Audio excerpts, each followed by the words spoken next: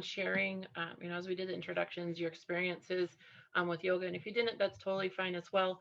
And just being able to think about and reflect on that. I know one of the things I'm talked to Caroline about is, I struggle with this as well because I'm really not a part of the yoga community, just because my experience really has been limited with like wellness spaces because they are so focused on a single kind of aspect of what wellness means without being not having that self-awareness. And so I'm really excited to have Caroline share about her experiences and just some of the things that are challenging about being able to navigate areas where we have disconnection from our body, and recognizing where that comes from, that it's not something that's inherent within us, but it's something that um, we've agreed to and internalized. And there is a lot of work that we have to do to unpack and release that. And that discomfort can sometimes make us shut down so that we're not able to do it. Um, I'll go ahead and hand that on over to Caroline. If you have questions, feel free to put them in the chat, and we'll have open conversation towards the end. All right, can everybody hear me okay? My audio is good? All right, cool. First of all, I just want to say thank you so much for coming into this space to talk about this topic. I think first and foremost, it's really important for me to acknowledge that when I'm showing up into yoga spaces, I'm showing up into those spaces as a white woman. And so I can't speak from firsthand experience. So for any people of color who are on the call, if I say something that is incorrect or out of turn, or I've interpreted something in a way that feels wrong, I encourage you to call me out, because I'm speaking from my own personal experience, and that is an experience of walking into a yoga studio as a white woman, first and foremost. I think, though, that kind of my overwhelming experience in yoga studios in the Midwest, I'm not originally from the Midwest. I'm a transplant. I came from the East Coast. And so culturally, I was used to the studio audience and studio teachers looking different. There being a bigger group of diverse studio owners, as well as teachers and people who work in yoga studios. And so when I came out to the Midwest, the part that was a little culture shocking for me was kind of the politeness of whiteness, right? So speaking on hard topics was kind of labeled as off limits. Being controversial was seen as rude, as problem making, as opposed to really focusing on the issues that were problematic. And so we live in a political world, and we can't use yoga to encapsulate ourselves away from that political world, right? The whole point of a yoga practice is to confront and transmute and to address the things that bring us out of alignment with ourselves. Unity is a topic, I think, that has been used to kind of silence voices of color, right? Like, we're all working towards unity, so please don't bring up the place that we're not in union. But if we intentionally are working towards our own highest good, which I think is a part of a yoga practice, that includes the recognition that our highest goods all align, right? So how can we be in alignment with addressing the issues of systemic racism and white supremacy in yoga spaces? I think first and foremost, it's important that the recognition of that is the first thing that we have to talk about, in that if you Google yoga and you Google image search yoga, the overwhelming number of images that you're going to get back in that Google search are thin, white, able-bodied, hyper-flexible supermodels. And so already when somebody's Googling yoga as somebody who's new to it, those are the images that they're coming back. So you're excluding a large community of people, everybody who's not thin, able-bodied, white, young, and hyperflexible. And so it's automatically exclusionary. And for a practice, with roots in Asia, to not be the first thing we see when we Google image search yoga is one of the examples and ways that we can tell that white supremacy has taken over the practice. Another thing that you can do is Google yoga near me and notice where the studios are in your community. Are they accessible for people who have problems with transportation? Are the studios complying with all the ADA guidelines so people who are not able-bodied, who may be in wheelchairs, for instance, can fit into the doors of the studio? Are the studios in communities that are accessible to people of a lower economic status? Are they in white communities, right? And I think that you'll find that the majority of yoga studios are built so that they're most accessible to the people who can afford the practice, which now overwhelmingly, when you walk into any yoga studio here or in the Midwest, is white, thin, able-bodied, hyperflexible people. Another thing that I noticed in studios that I had troubles with was that all the practice were asana focused and body modification focused. How can I use this practice to get my burn, to lose my pooch, to lift my butt, to tone my arms? And the original purpose of asana in the yoga practice was really to prepare your body to sit longer in the meditation of practice. So that hyper focus on body shape and diet culture is also a symptom of white supremacy. And so all the ways that we see white supremacy exist in systems in the United States, they've kind of permeated the yoga community. And so if we're not doing the work of dismantling the white supremacy within ourselves, I think it's really irresponsible to run a business where you're not participating in the dismantling of white supremacy as like one of your core values of your business, especially when that business is yoga, right? So those are the ways that like, those have been my experiences and the ways that I have seen it, but I'm open to hearing from anybody else about what were some things that they noticed about studios that you've gone to. What are ways in which you have noticed white supremacy kind of permeate the spaces where people are doing yoga? And you don't have to share, but if you want, you can like do a little raise hand, I think is what we decided, or unmute yourself and participate. It's up to you.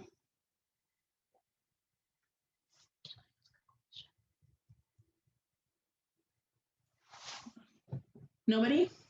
Okay. So I'm going to move on to kind of like the whys of why I believe that kind of yoga has been upended by white culture.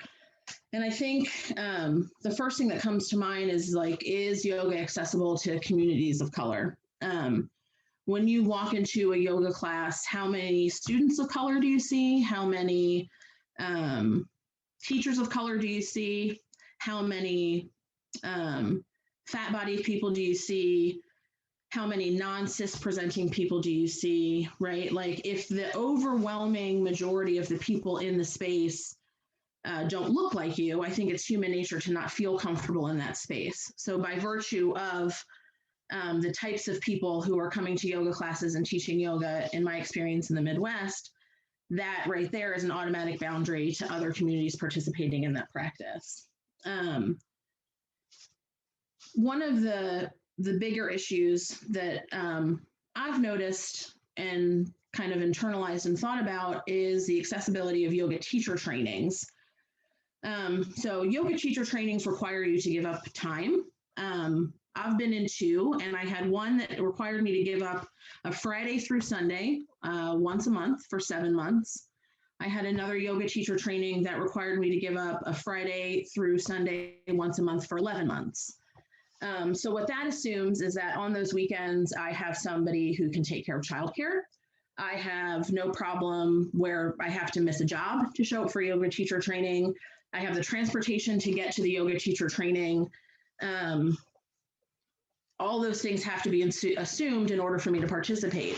The other thing is that the two yoga teacher trainings that I've participated in were cost prohibitive, right? So not only do you have to not have problems with childcare, transportation, time, missing work, you also have to have a spare $2,700 laying around so that you can participate in a training that will allow you to lead other people through this practice.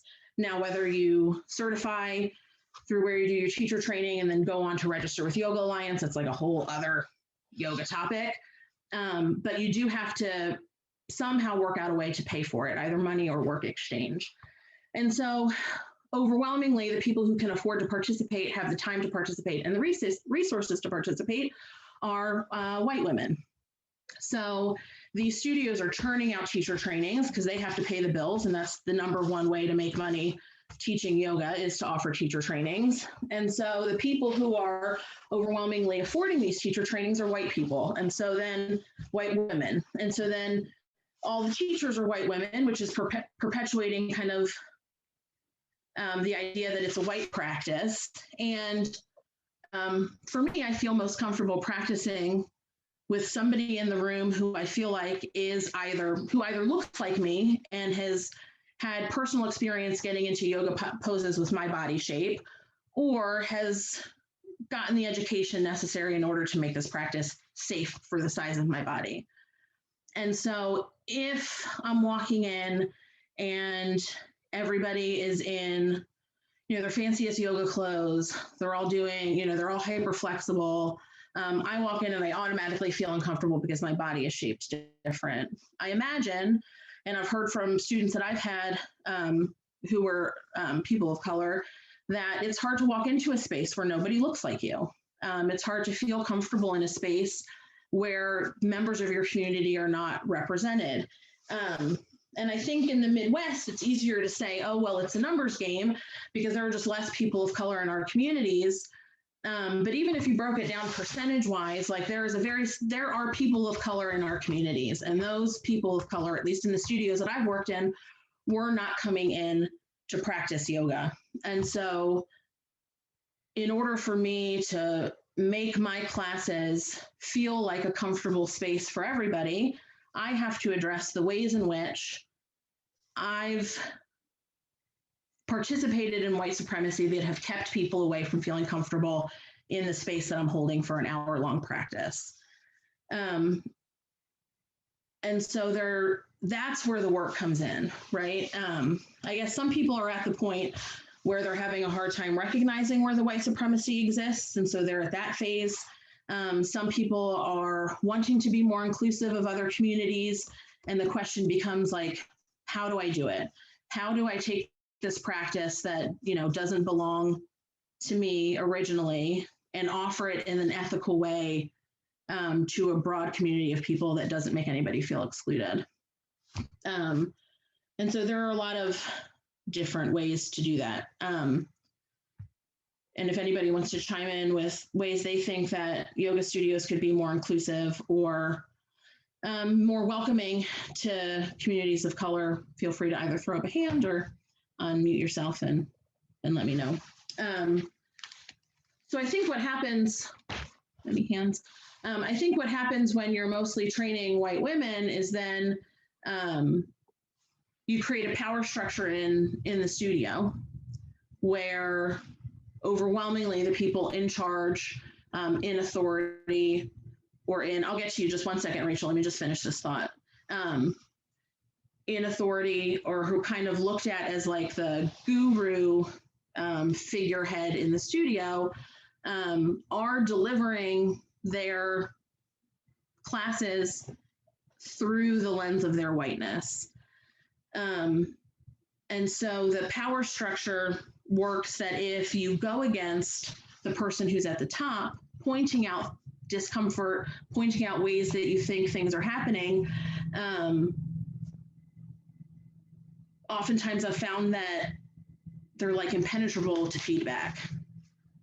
And so what I struggle with is how do you communicate the thing? How can I, as somebody who's noticing things, communicate in a way where the people who are having those offerings are ready to hear them? Rachel, did you still, I don't know if I can unmute you. I can unmute. Yeah. Oh yeah, good.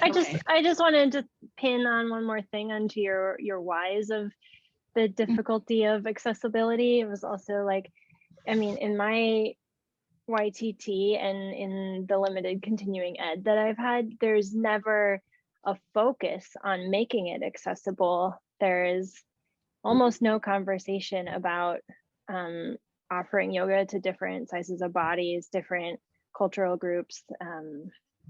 There's just like, there's no education for the teachers then to carry on into whatever space they're teaching or studio they're going to open or anything like that. So it just like continues to perpetuate itself. Yeah, absolutely. And I think that like including topics of race, cultural appropriation, gender, ableism, privilege, all those things should exist in the 2-hour yoga teacher training, I believe. If not, you know, a program that can act as an augment to yoga teacher training, or somebody that could come into training studios on diversity and train them on inclusivity. I think you're right, Rachel, in that I think the most important thing is to hire and pay fairly yoga practitioners and participants of color to come into places that are offering yoga to kind of get an assessment, right, as a white studio owner, to get an assessment on like kind of how am I doing on inclusivity, right? Because if you ask the other white people who are coming into the studio how the studio is doing in inclusivity, the only answer that you're going to get are white answers. And so I think by inviting people of color into your studio, making the yoga accessible to them, since you're going to be asking them to do something for you, like how I'm doing, offering them something in return, like an opportunity to come in for a free class. I'm not a business owner, so I can't work out the specifics, but asking students of color, like, how am I doing? Or hiring somebody whose job it is to kind of like assess how you're doing, right? With the option of giving people an out. Not ask people of color to do more labor, particularly free labor. So make sure that you're offering them ways to compensate them for their time. Trey, was that a hand raise? Yeah, really awesome stuff that you're sharing. I just kind of want to share a little bit about my background. So I was born in California, was moved to Sioux Falls for protection. There was a shootout across the street from my house. So my parents said, hey, we need to move. My family has roots here. My mom was the first Hispanic family to settle in Sioux Falls in 1976 without anyone to translate or communicate for them. So having to be completely on their own and learning how to learn the American ways. My parents moved out, well, my mom moved out to California and my dad in California. So yeah, we started there, moved here, and it has been a culture shock ever since. I was in a private school where I was with other children of ethnicities, and coming here, it was completely white. And coming here, I was called poop face for 2 years, and I was treated poorly. A lot of the times I had a lot of poor relationships, poor friendships, poor relationships even with my teachers who didn't treat me as well as the other students, or who just didn't give me the time. I had a college advisor who told me that because I couldn't afford college, I might as well just drop out because my chances were against me. And so running away, I accidentally fell in love with yoga, and I had only had one class under my belt, and I hated it. And I went to this yoga studio, and I went to it because it was advertised as hip hop yoga. And I was really eager to go there because I was eager to meet more people of color, because I was ready for a culture change from what I was used to here. I feel like a lot of the people that may have ethnicity or backgrounds other than white or Caucasian, I feel being with people in the Midwest, we tend to whitewash those people, and I have been whitewashed as well in the mentalities of what to say and what to think. And anyway, so I started at Yoga 2 and 3, and I started a 2-week trial, and I was a part of 15 class. There was 5 of us that were students of color, and we ended up having to go out and bond on our own because we still weren't accepted by our white classmates. I mean, we had bonds, but they didn't want to participate in photos with us or, you know, go to grab lunch together. We had to kind of form our own segregated 5 class like this was for us. So it's really disheartening to, you know, come home and be eager about yoga and to think that it's going to be exciting and it's going to change. And just to walk into a studio, I've walked into many studios where I've just been not acknowledged at all, but had the person in front of me and the person next to me and the person behind me completely acknowledged, but without even saying, hi, welcome, you know, how are you? This is our studio. Let me give you a tour, or just even just a basic hello sometimes. Or I've walked into studios where I've seen the owners there and will put their head down the minute they see me, because it's easier to put their head down rather than saying, hey, what's up? How's it going? But it's really disheartening to know that as a person that has come from such a diverse city and diverse country, and to come here and to feel like I don't fit into a yoga studio, so that's why I'm going to create my own. I started my pop-up studio, which was really great. We're on a 2-year mark. We had a couple bumps in the road, but it's been also really disheartening to know that there have been teachers that have reached out to me asking for information, how to do this, what's your opinion on this? And it's like, you've never talked to me before. You've never had any interest in me before. You haven't come to my class. Why are you asking me about my business information? I had to figure this out on my own. I don't have the privilege to go to a bank and ask for a loan because of this, that, and whatever. You know, it really hurts me to know that you've come to me to be like, hey, I'm going to ask you all these business questions because I see you're successful and you're doing it right. And I need to do what you're doing so that I can be successful. And it's like, why would you take away my hard-earned time and effort to just start your own thing? And it's also really disheartening to know that, you know, the places that I have looked at to open for studios, that I have had realtors and anyone else, you know, electricians, whatever you have, and have them completely disregard me. You know, like, I'm the person that's interested in the building. I want to turn this into a yoga studio. I'm the person you need to speak with, but completely disregard me, but we'll talk to my contract partner who is a white male. And it's, you know, they'd rather talk to him than talk to the person that's behind these ideas. This person's just putting it together. This is my person that's helping me get through to the next step. And it's just hard to know that, you know, we talk about union, we talk about yoga, we talk about yoga fast, and it sucks because we put on this fake facade in front of these students that we're a group of teachers that care for each other and are there for each other, when in reality we're there for some and not the others.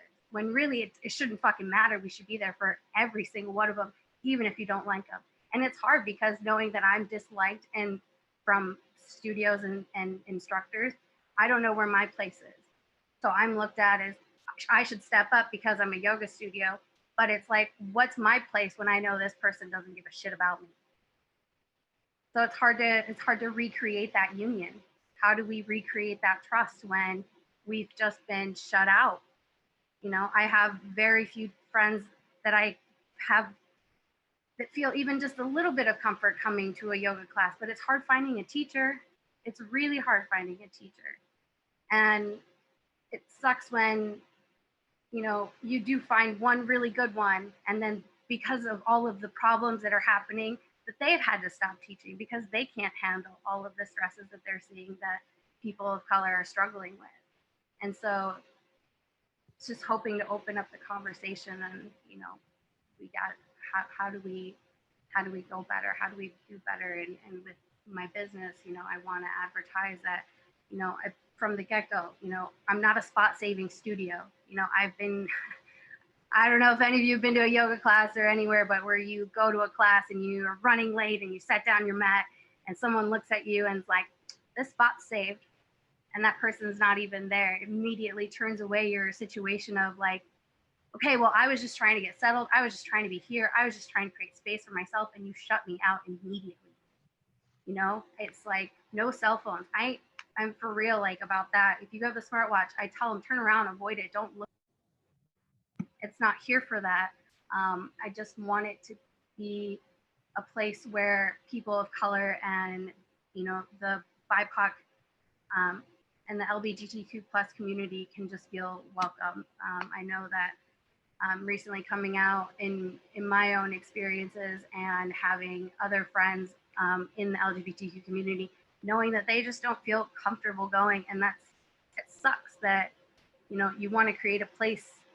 Everyone wants to say that they can create a safe space, but knowing the ins and outs of creating that space, knowing about grief and trauma, knowing about decolonization of wellness, knowing how to take the hard conversations and owning up to the mistakes and saying, okay, I shut up now and I'm here to listen. Not, I'm sorry, but I'm sorry. Well, I need to explain why I do this. I don't care why you did it. It's the fact that you did it. And it's just a matter of knowing that how to take the steps to move forward. How do I fix this? How do I fix this relationship? How can I make amends to know that going forward in the community, I'm going to have this person's back, rather than just keeping the fucking tension and then there's no fixing and anything. But it shouldn't be on the person of color to fix the relationship when the person of color has come up with the problems and the experiences. And I'm, you know, and by putting that person down, it's on the other person to step up and say, okay, I have time for this now. It's understandable if you don't have the time then and there, because we all need time to process, but it's all about taking the acknowledgement, owning up to it and saying, okay, I'm ready now to have this conversation. And that conversation can, you know, people, we talk to have conversation back and forth to relate, but conversation also consists of listening, truly empathizing, listening and saying, fuck, that sucks. Not, wow, that sucks. Like, let's kill it with some positive, you know, hustle ability or positive, like rainbows and butterflies, because it's not going to be that way. And it's okay if you don't understand, you can't relate, but it's just the empathy behind it of, I hear you. Yeah, absolutely. It's not, I know, because you don't, it's, I hear you. And that's what it's about. It's about taking that time to say, okay, time to listen.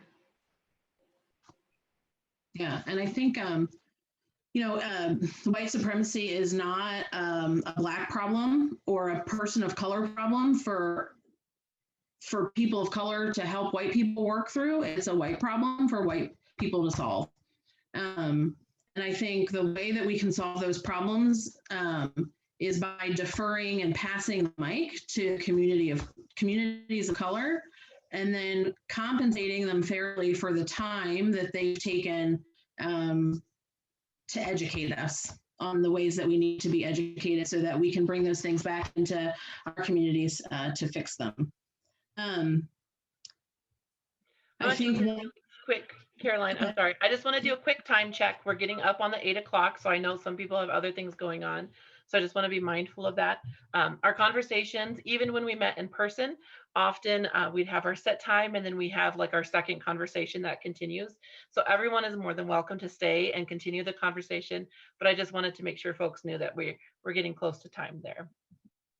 I just want to say really quickly that it's my husband's birthday and I need to put together his birthday present. So I'm totally present and listening, even if I'm not looking at the screen, but I need to get it done before he gets home. So because it's a surprise. So please don't hold that against me. Thank you. Yeah, sure. Absolutely. And I think one of the other topics that we've not touched on yet that I think is really important in the idea of how white supremacy has affected the yoga community is like spiritual bypassing. Spiritual, I'm going to look up the technical definition because I want to make sure that I get it right, but spiritual bypassing is a tendency to use spiritual ideas and practices to sidestep or avoid facing unresolved issues. So like in confronting white supremacy in a yoga studio, or like I listen to if you don't listen to this podcast and you're interested more in this topic, the podcast is called Yoga is Dead. Yeah, Trey put me on that. It was so good. And then the first episode of that podcast is called White Women Killed Yoga. And it addresses this particular topic in a way They're two Indian American teachers, and it talks about their perspective of white supremacy in yoga. And spiritual bypassing being one of the bigger ones. And so the example they gave in this podcast was the teacher's name was Thejal. It's spelled Tejal. And her name was mispronounced all the time, right? And it finally got to the point where she said, if you care about me as a member of this community, then it's really important for you to learn how to say my name properly. And the woman, and she didn't give her real name, but the woman said, oh, well, who's a white woman, said, well, my name gets mispronounced all the time. It's just not a big deal, right? So that's the idea of spiritual bypassing. Of saying oh, this actually, and gaslighting comes into that. So when you have white supremacy and spiritual bypassing and gaslighting all converging into this kind of new age spiritual community, that's the recipe for that's the cancer that needs to be excised from the practice as it exists right now in America, in my opinion. Acknowledging communities of color when they tell you that something is a problem, even if you don't understand why it's a problem, right? If Trey came to me and was like, hey, as a woman of color, I'm having a really hard time with the way that you're, insert here. I'm not going to go, oh, well, that's not what I was trying to do. It's important for me to accept her experience as the truth. And if I'm not ready to kind of dismantle that and pick it apart within myself at that moment, saying to Trey, I hear you. This is important to me. I need some time to think about this. I'll let's reach out to each other. I'll reach out to you to have this conversation because it's important to me. And so I think accountability is the first way in which we can start to heal the problems that have sprouted up as a result of white supremacy entering a healing space, from my perspective. And some of the pillars of white supremacy that we see in other areas are defensiveness, right? Body image is rooted, in white supremacy. Diet culture is rooted in white supremacy, that kind of hyper competition. And I think one of the things that surprised me the most when I became a yoga teacher was the amount of competition that existed between yoga teachers. It was something that I was not prepared for at all. And I also found that same, as a sidebar, I also found that same kind of competition in the birth community, right? So these two practices that are supposed to uplift and unify, because white women have been culturally conditioned for this hyper competition in spaces that are overwhelmingly right, your choices are to participate in that hyper competition or be left behind. And so I think in communities of color where there are, Black-owned studios with Black teachers, and there are South Asian-owned studios with South Asian teachers, those communities of teachers are really invested in building each other up. And it seems as though in white communities of those same kinds of people, it is the opposite. It's who can get their self-love class in first for Valentine's Day? Who can get their beer yoga announced before somebody else gets their beer yoga announced, right? And so it's this hyper competition that we participated in. Did somebody have something? No. And so I think that's another way in which we have to address white supremacy in yoga spaces. Also, while recognizing that it is really hard to operate a really ethical yoga space that's butt up against capitalism, which is a white supremacist system. Right? I understand that yoga studio owners have to feed their children and have to pay their mortgage, right? And so I guess the question is, how do you run a business with yoga principles in a system that's built for white people in order, how do you help people of color exist in that system when, business owning is rooted in capitalism, which is rooted in white supremacy? So I think the only answer that, not that it answers it, but the only thing that I could really come up with is deferring to teachers of color, inviting teachers of color from other studios into your space to offer their expertise and paying them fairly. Yeah. So So another experience I wanted to share with everyone is, I think about a year ago, I was offered a scholarship from a very known yoga teacher within the Midwest area. Really excited to take this yoga and diversity training and to get this scholarship.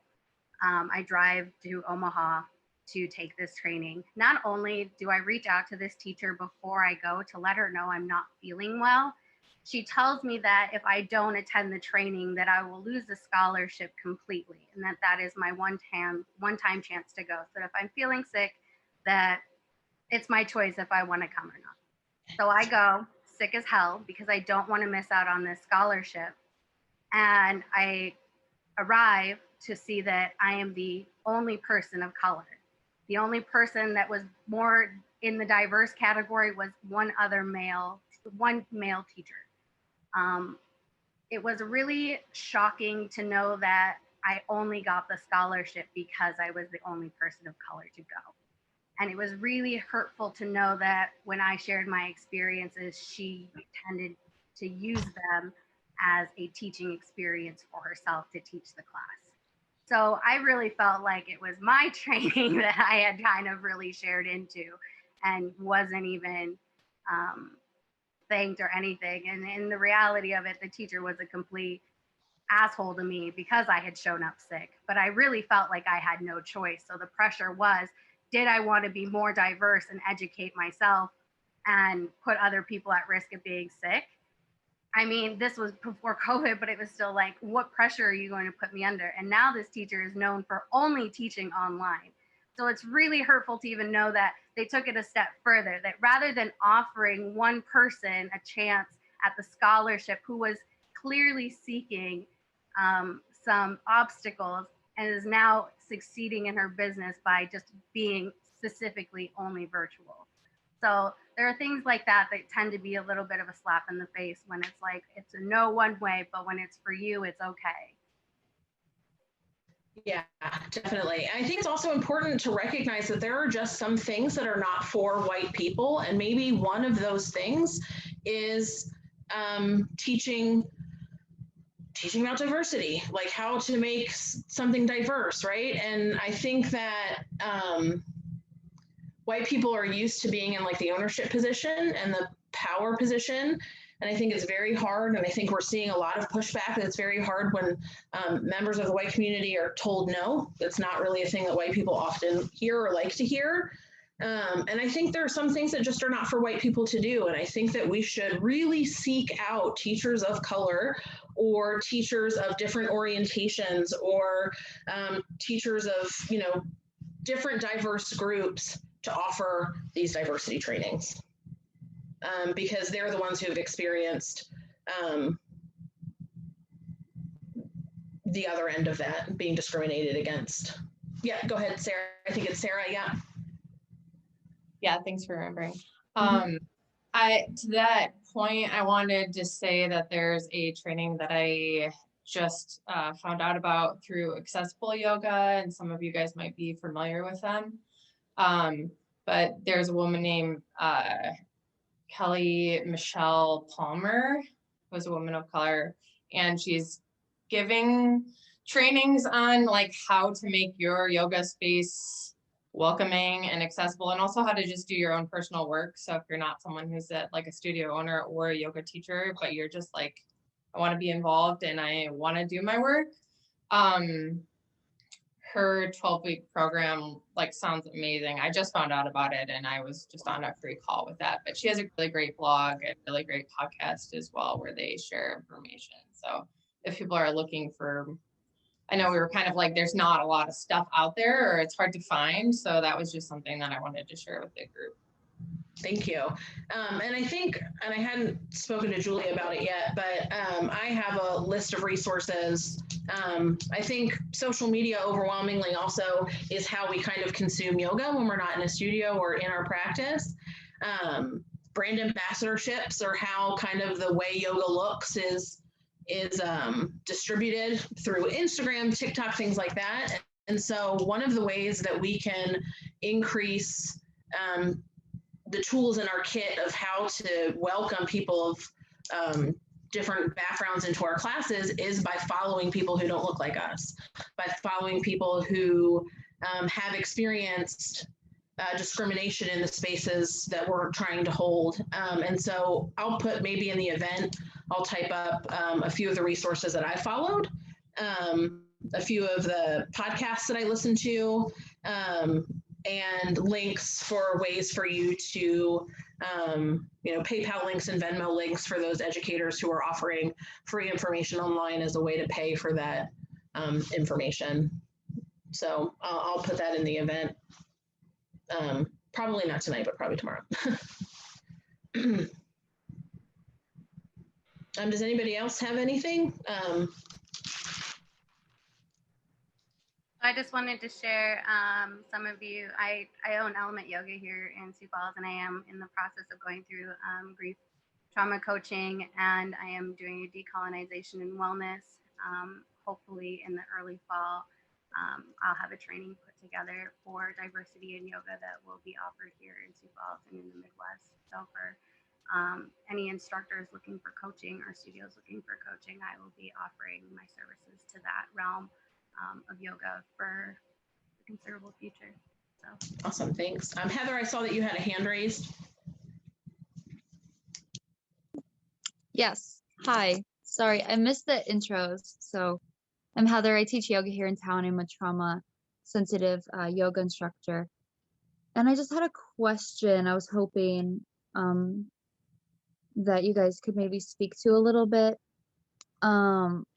What does it, how can I help to invite, when does inviting a person of color to come in, teach, take the helm, where's the line between that and while remaining sensitive to asking a person of color to do the work of educating me or other white people? I guess I would love maybe your insight on where's that line so that I can be respectful. I think the line is, are you inviting this person of color to practice yoga with you? Or if you're inviting them to do the coaching, to ask the questions, how can I do better?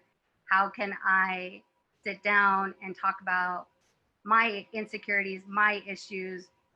Let that person take your class. If this is the whole process that you're going to go through, then you need to pay that person, because then they're educating you. They're taking time out of their day's effort. They're making a pamphlet for you. They're making everything possible to make you successful. And if that person has made that effort and you can't pay them, then only invite them to come practice yoga with you, not as for an assessment. Yeah, I think it boils down to, is the exchange equal? Is what the person that's offering you something getting in return of equal value to what you're getting from them, right? And like you said, if you can't compensate that person, to invite that person to participate with you, but to not ask them to do any work if you're not willing to compensate them for their time, I think would be my answer to that question, and how I would deal with that in my own experience. And I think, like, to be able to make sure that that exchange is happening in an equal way, we have to be able to be self-reflective enough to recognize the power dynamics in that relationship. Yes. And when we talk about the spiritual bypassing and that component, a lot of times it's a thing that happens when as white folks, like, we're so good at being well-intentioned. Like, we've got good intentions, and then we don't even recognize the impact that we can have. I was talking with a friend of mine where sometimes as I'm going through shit, like, I feel like I'm flailing and I'm hurting people around me. And like, there is this level of like recognizing it and being able to take a step back and have that recognition that just because I want it to be, I don't want to be racist. It's not that it doesn't happen. Just because I don't want to have, be all up in my feelings about things, it's just not something I can shut off. Like, there's a practice and a learning that we have to go through. And one of the things I really appreciated, Trey, I think you asked about, you know, how do we rebuild that trust once harm has happened? And if we're inviting somebody into a space, you know, we have to be able to have that accountability where if someone says, hey, this is something you did that hurts me, instead of just shutting it down because it's scary, it's big, bad, I'm in trouble kind of feelings.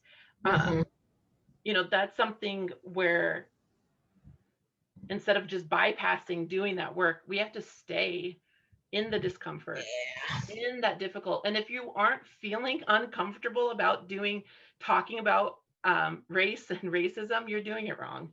As a white person, if you feel comfortable in the conversations, it means that you're upholding the same systems that we want to change. Yes. And listening, when we listen, it's really easy. Because whiteness is something, you know, I imagine most folks have seen the analogy that, you know, whiteness isn't the shark, whiteness is the ocean. It's the thing that's all around us. We're existing in it all the time. And so it's really easy if we do something and we cause harm and someone says, hey, you hurt me, to turn. And I think white women do this a lot because we're socialized to do this. And I think there's a good part of it of turning to someone else to have like that validate, like, no, you're not that bad. Like, no, you didn't mean it.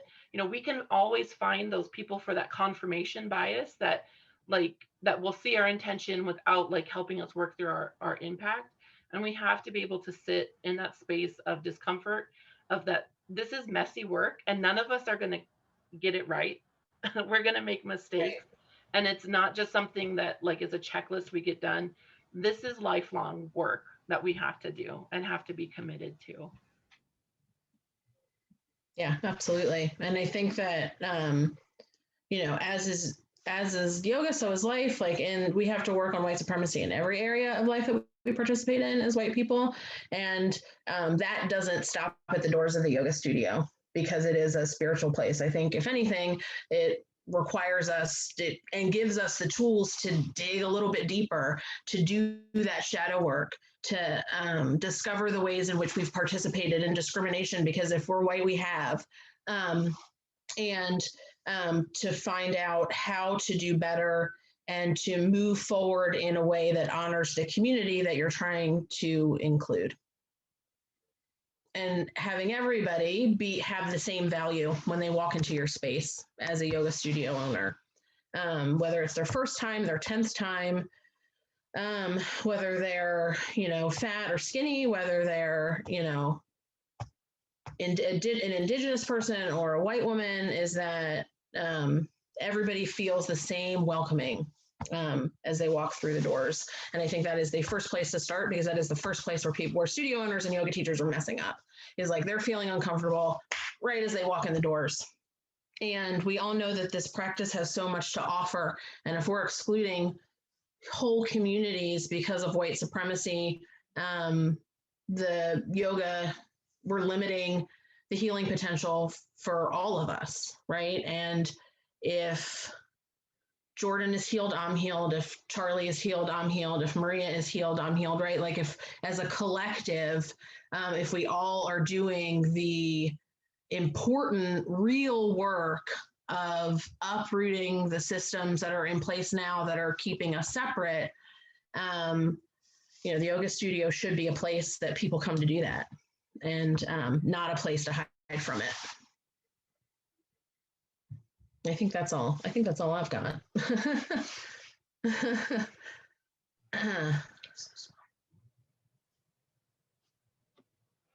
Just want to make sure everyone saw there's some really great comments in the chat.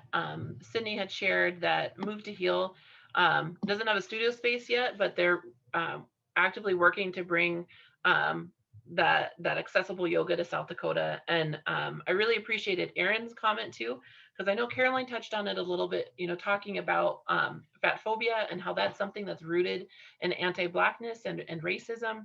And Erin commented just that being able to acknowledge body acceptance, that and removing like diet culture and that kind of toxic wellness culture, so that we're able to hold space for those outside of that white supremacist media, you know, skinny white woman ideal. And then we had just Sydney had said that she had to go. And then Jacqueline says that she's still listening to us. She's in the studio though. So I really appreciate all of those comments. And yeah, if you've got thoughts or questions, feel free to raise your hand or unmute yourself.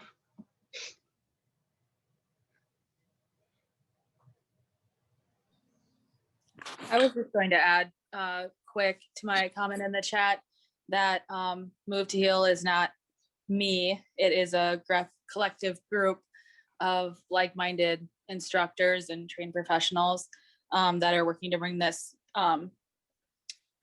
work to light. And I think that this community is definitely one that we will lean into and look towards for guidance, I guess, along the way as we're building this community. We were founded in December 2019, so fairly new, but definitely feel called to bring this type of work forward. So if anyone is interested in learning more about how you can get involved in what we're doing, please reach out to me, or Julia's also connected.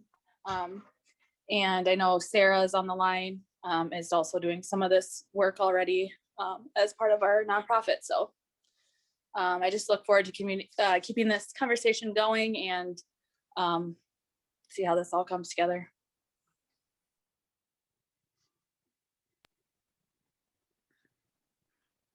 Hey, Erin, if you want to go ahead.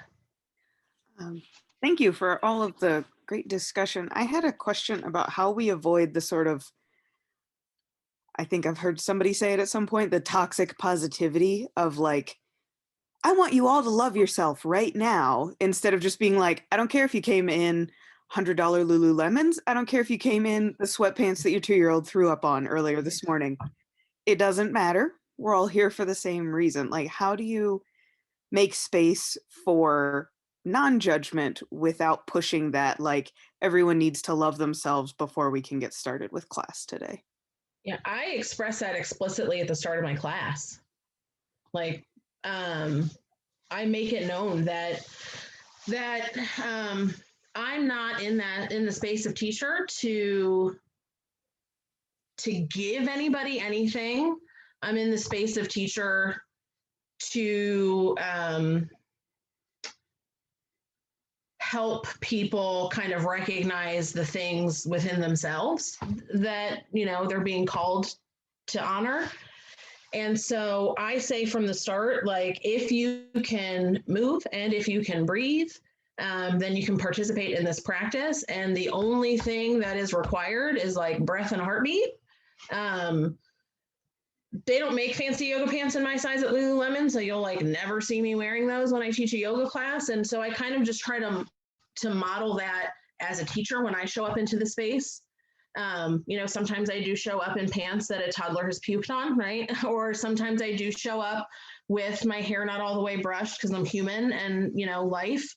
And so I think if we like move in a way where we say we're avoiding toxic positivity while also not participating in it, you know, like our words match our actions, and we explicitly tell our students that we want them to feel comfortable and why those things are important, then I think for me as a teacher, that's the best way that I've addressed it. For my classes, I always start with, this is a judgment-free zone. No one's watching, no one's looking, no one's comparing. No one is here to be here for that. We're just here for completely for ourselves. I'm just here to instruct you through this class.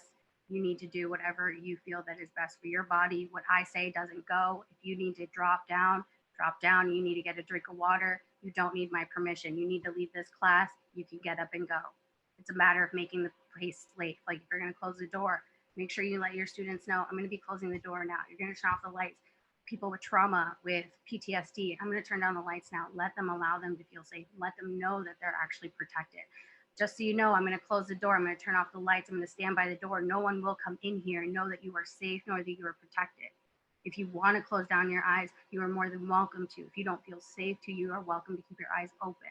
It's just a matter of the teacher being true to themselves. You know, I don't show up in Lululemon because I can't afford it. I wear fucking snow pants or sweatpants all the time because that's me. That's who I am. I wear beanies. It's just finding a teacher that you vibe with. Not all the teachers are wanting to be their authentic self, because there is this Rubik's Cube box of how we have to be as yoga teachers. And I definitely started off my business like that by taking a bunch of plants and throwing them in my background and wearing fucking, jungle themed, leggings and half crop t-shirt. And I'm standing in all these stupid ass poses that are hurting my body just so it looks good for my fucking Instagram. It's about the teachers that are willing to take the ego out of it and just to say like, hey, I really am just here for you. Like, I really, truly am. You do what you need to do. I focus on, too, when I go to a class, how many times a teacher turns the class negative, if you can't do this, or if you don't want to, or, things like that. I went to a class once where a teacher was like, sometimes you just have to admit to yourself you signed up for more than you actually could chew. And sometimes you just have to breathe through it and suck it up. And it's like, that's not how I teach. I'm in it for your protection. When I create my space, I'm not religious, but I want you to feel like you just walked out of fucking church. Like, Jesus, I feel good. Like, I feel good with myself because my teacher made me feel comfortable. The people that were in my class knew that I knew I wasn't going to judge them, and they knew that they weren't going to judge me, that we were just here to just be here for the music, to be here with Trey, just to be here and hang out with each other after class. It's all about the teacher and how they want to perceive the class. Yeah, absolutely. Jacqueline, did you have your hand raised? I thought I saw. Hey, yeah, I was trying to write in the chat. I just stepped out of the studio for sorry. I think a lot of people have been adding some really great more content to the conversation. And I think something I was going to mention was the accountability of an instructor or just a person in the community. Having that open dialogue and not shutting down, I think, is really huge to the conversation. And that's probably the key word. We're having a conversation. We're having a discussion. This isn't a debate. No one's winning. No, there's no scorekeeper or anything like that that's involved. And I think a lot of people, when asked about how they're doing or how they're representing, or if comments are made on social media, they take a great offense to it and shut down instead of open up. And I think that kind of ties back into what we were talking about too, is if we're projecting this inclusion, we're projecting this openness, it speaks volumes that they're not open to take criticism and to be authentic to their potential client. Uh-oh. I'm back. Okay. Sorry, like I said, I'm in the studio. I'm in the back office right now. Just basically being authentic as an instructor or being authentic as a person that's participating. I go back and forth with this. So I work for class studios. I've attended for 7 years. But I will say this, it's not the owner, to me personally, this is my opinion, it's not just the owner or the instructors that are responsible for the relationship that we have. I personally feel that the relationships I've accrued over the years with these women is my own doing, my own involvement. So it is a two-way street. I could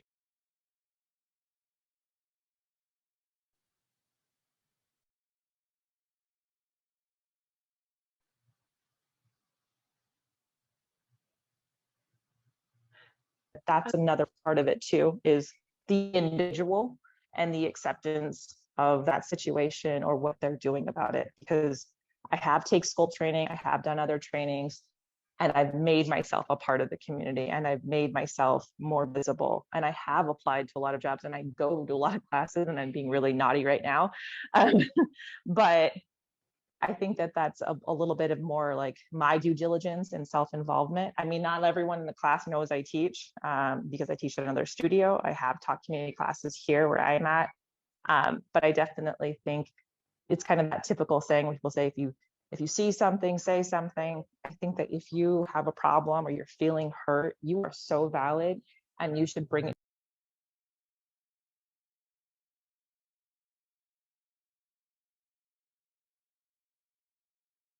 to just end it there. But I just want to talk about the due diligence of the students, and also, as an instructor to open up for those relationships that people potentially are seeking as well, to make it a community.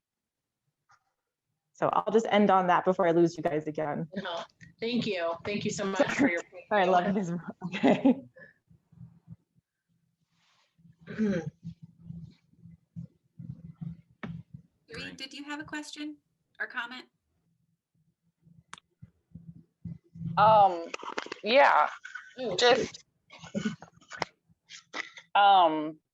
as a reminder to people, because it's there's questions on how do I do this, and how do I be better, and how do I make sure that I'm doing things the right way. As I think if not a strong theme has been that you're probably gonna fuck it up.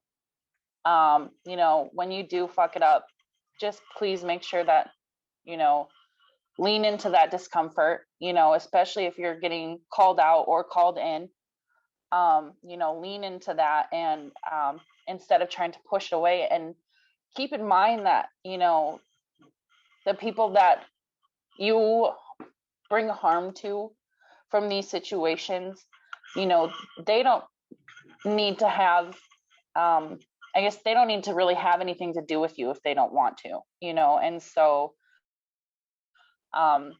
you may have to be apologizing for that mistake for the rest of your life. Ideally, that's a mistake that wouldn't be made again, but it's really hard. I'm a manager at a store, and it's hard, especially with the power dynamics, the unequal power imbalances. If I say something and someone's like, I don't think that's fair, I need to lean into that and address them, me being the manager, and then being in the employee situation, what's not fair, and how do I make sure I don't do it again. And I've been lucky, as far as I know, that things haven't I've been able to mend things through accountability. And I think that's a big one too, is you say you're sorry, and then you hold yourself accountable with your actions. And it sounds like in this community there may be a lot of talk, of talking it and not showing up, and and if you haven't shown up before, or somebody, if you hurt somebody, it's not their responsibility to make you feel better about what you did to hurt them. And I really just wanted to remind us of that, especially the white folks here, just because that's kind of is so ingrained in us, and part of like that white supremacist culture of making things better and keeping things civil, and keeping things nice. And nobody owes you that. You're not entitled to anybody else's niceness or forgiveness or space, especially when you're the one that's bringing the harm. So I just wanted to bring that to the table, just to remind people. But yeah, so thank you. Yeah, absolutely. And I totally agree with that. And like a caveat of that is that if a person of color has brought to your attention a way in which your behavior has offended them, it's giving you an opportunity to correct that behavior, because it's a way that people of color in my life has come to me, and because they care about the relationship they have with me, and let me know a way in which I fucked up. And if that person didn't bring me that confrontation as it's often viewed, that is a form of love. That is a form of them giving me an opportunity to correct my behavior so that me and that person can stay in right relationship. So when you're confronted by people of color, rather than deflecting or amplifying what your intentions were, honor the fact that they took the time to tell you that you messed up and that that time is valuable. And so they must care about that relationship that they have with you. And a surefire way to get a person to never offer that correction a second time is to deflect when they offer it the first time, right? Because pretty soon the people in your life are going to stop offering you ways that you can course correct. And you're going to be out there making mistakes, looking stupid, or sorry, that's, looking racist because you weren't able, pardon my language, you weren't able to receive the information that you needed in order to stop making that mistake. So I just want to go rewind like seconds. What Caroline just did everyone see what Caroline just did? Caroline started to say stupid, right? And stupid is ableist. Stupid is something that's rooted in that kind of hierarchical understanding of ability. And instead of just letting it continue, she stopped and she corrected herself. Like, it is okay for us to make mistakes as we're learning. And one of the things that I think, Caroline talked a lot about too, about like white supremacy culture, white toxic culture. There are a lot of components to it. Sense of urgency is a really big one, that we have to fix this right now. As soon as I'm aware of it as a white person, now it has to be fixed. Instead of recognizing that this is stuff that has been going on for hundreds of years, and it's going to be something that hundreds of years from now is still going to be working to heal and address and take care of. Being able to recognize and like have that honesty about where we're at. That's why, for a long time it's been, that I'm not racist, but recognizing that it's work to become anti-racist, and it's not done. It's something that you have to do every day, and it's hard. It's hard work. It's work that we have to have that self-reflection. And that's where that discomfort comes in, because when you are aware of it, it's something that I find myself, I wish I could shut it off. I wish I wasn't aware of it. And that's white privilege, to recognize just being aware of it, because there's, people of color who are living those daily experiences, and just being able to have that honesty about where we're at and the work we have to do, and that we can't force, those relationships, and that just because we don't necessarily agree or at the same place or like each other, that doesn't mean that, like one of my favorite quotes is I might not want you to eat at my table, but I still want you to eat kind of thinking. We have, like with white supremacy culture, that kind of win-lose, right, wrong, that binary thinking, and being able to shift ourselves into that, that interconnected where, we're on different journeys, but we're also, a part of it at the same time. And it's a really difficult thing to be able to shift that mindset. I think I saw a hand raised. Oh, Zach and Laura. That was me. I didn't want to interrupt you. So I just wanted to touch on a thought I had while we were talking about, the appropriate asks and things like that. I found it's super helpful, especially like when speaking with other women. I found that like we're really socialized to like not make other people uncomfortable. So if the ask seems too much, you might just like clam up and like do the thing. And it's really helpful to just be like, it's okay to say no, or it's okay, like if this isn't okay, please let me know. And just like putting that as a preface in a conversation so that people are like comfortable saying no. Because I mean, especially like pre-pandemic times, sometimes you're talking to people and you get those little cues that like they really want to say no, but they don't feel comfortable saying no, and just be like, it's okay, like I'm not going to be mad, because previous reactions and interactions, they've maybe really bad reaction where they don't feel comfortable saying no unless you kind of give them the okay that you're not going to react really poorly. I really love that. And I feel like that sort of touches on the just this idea where we have things that we internalize and they become, and sometimes we have those reactions or those responses, and it's not in line with what we want to be. It's that what we do with what we want to practice, like what the goal we have. And it's sort of like that correction that, you know, Caroline just did. Like, you know, I don't use ableist language, but sometimes it still comes out. It's still something that happens.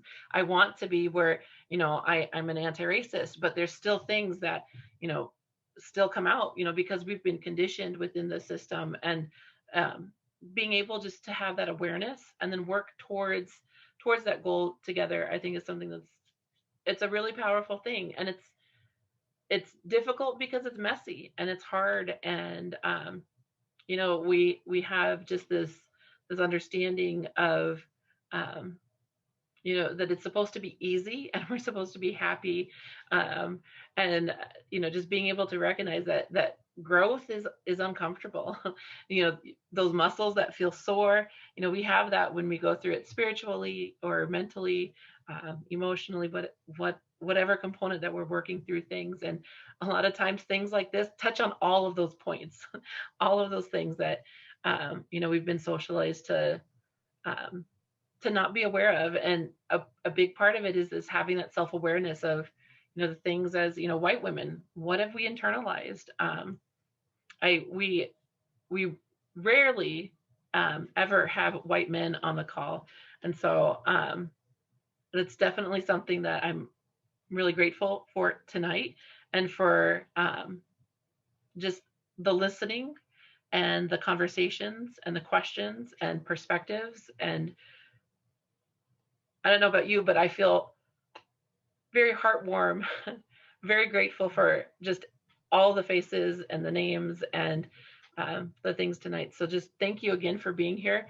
We're almost clocking into 2 hours for the conversation. So I really deeply appreciate the time. Still feel free, if you've got questions, go ahead, raise your hand or contribute.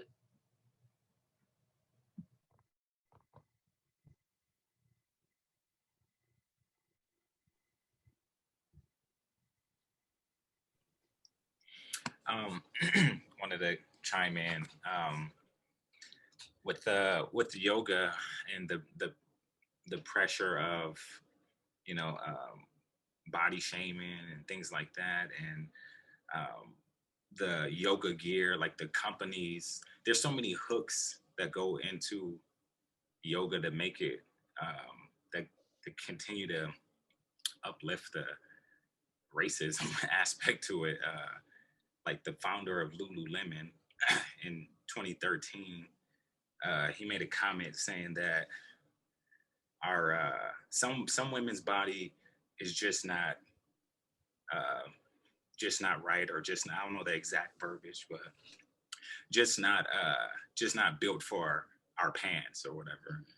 And granted, that was almost 10 years ago, but you know, just you got a company that is, you're colonizing with your business, you know, aiming your business on. And I just think about like all the different companies that got their hooks into yoga, and that might have this mindset of like, oh, it's not for a certain demographic, or it's not for a certain whatever.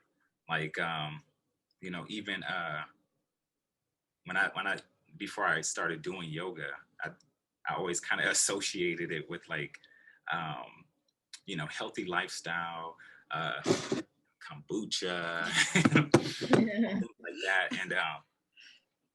And then even the origin of kombucha, a Korean doctor brought it to a Chinese emperor or something way back in like 2020 BC, you know, so even that has origins, you know, that the market has been taken over. Kombucha is now, you know, white or whatever, you know. So it's just, there's so many different hooks in everything that you know, the main thing, the main focal point of, you know, you're trying to bring awareness to, then you almost have to, like a dog, shake everything else off. But, you know, so like with Lululemon, like if someone had a yoga studio and said, you know, that's not even allowed in here, or, you know, just come in your pajamas, or, you know, whatever you want, like the Nirvana, come as you are, as you are, choice is yours, just don't be late, you know, class gonna start. But those are my thoughts. Also, to chime in, the owner of Lululemon, he named it Lululemon because he thought it was funny how Asian culture said the L's. So that's why it was named Lululemon, not for any other reason. And this is a guy, his name is Chick Wilson, born in San Diego. And he also has ties in Canada. So yeah, very probably out of tune. But I don't know if he's changed his thoughts since then. Yeah, their sizing still isn't inclusive. And so kind of like how yoga works, how companies who make yoga like accoutrements works is that they offer ambassadorships to people to wear their clothes or to use their products while they're practicing yoga. And if your clothing brand only goes up to a size large, which a Lululemon large is like around like a 10, 12 pant size, if we could talk about size, even though that's not even across the board. And you're giving ambassadorships to women who fit into that clothing. And then those women modeling that clothing, doing yoga, are the only people doing yoga that we see. You're only making that inclusive to people who have that size body. And I think from a business standpoint, you're really missing out on, like, the average size of a woman in the United States is a size 16, right? So like, if you're not making clothing that fits the size of the average woman, you're missing out on like a whole money-making opportunity. So even if we're going to look at it from that perspective, it's just like not even a smart business decision, but it doesn't matter because white supremacy has its hooks so hard in it that it's going to succeed whether or not larger body people participate in it. It's going to succeed whether or not people of color participate in it. It is a requirement that white people who are in this practice are not perpetuating whiteness in this practice, right? Like uplifting brands that are inclusive in their sizes, uplifting teachers that are not white, uplifting studios that are owned by people of color. And so I think the work to be done, capitalism's been a capitalism, and the only way that we can kind of dismantle that system is by white people doing the work of the dismantling. Right. So like, even if I'm a size 6, I'm not going to buy Lululemon because my friends who are in a size 14 and above can't wear it. So Lululemon is dead. And the buying power of white Americans is going to be the only thing that I think stops perpetuating the cycles of white supremacy in yoga studios. Is people have to start putting their money and their resources into something that's different than the status quo that exists right now. Because it's still capitalism and money still matters. I think that's such a huge part is that where it is difficult is that it's being able to recognize the ways that we do participate and we are a part of it, and then do the work to start to step away from that. And even if it's where, we're not in a place like you were even saying before, that, you having a studio, having a space, having to, be able to, feed your kids and pay your mortgage, that sometimes to do that, like we do have to participate in the system, but being able to acknowledge it helps us to be able to have a game plan of what we can do to make changes in the future. And that's where that sense of urgency, it's not something we can always do right away. And Zach, I really liked, how you brought the kombucha in and how I think yoga is a small part of a systemic issue. It's not just about yoga. It is something where whiteness, is that kind of, it's a toxic kind of idea where there isn't a connection to culture. And so white people have this gaping hole that they try and fill with other kind of cultural identities. And it's something that happens, in so many different ways. Another, from hairstyles to, things like kombucha to like religious identities to, even using sage and calling, as a white person, we can't smudge. We have to smoke cleanse, or if you've got Celtic ancestry, you can sain, and those are all parts of things that are considered, that cultural identity that we try and take. And it's so important just to be able to be aware of it because it's so interconnected. So I think I saw Rachel with a hand up, and then I think we're going to be closing out here pretty quick. Oh, I think I just did the hand clapping for what Zach was saying. That's all. Well, wonderful. Ending it with applause. I love that. Again, I'm really grateful for everyone. If you haven't and you're interested, drop your email for our newsletter in the chat. We've got upcoming events happening in March. We'll be doing March 4th. Our Love and Racism Part 2, because it was really popular, lots of great conversation.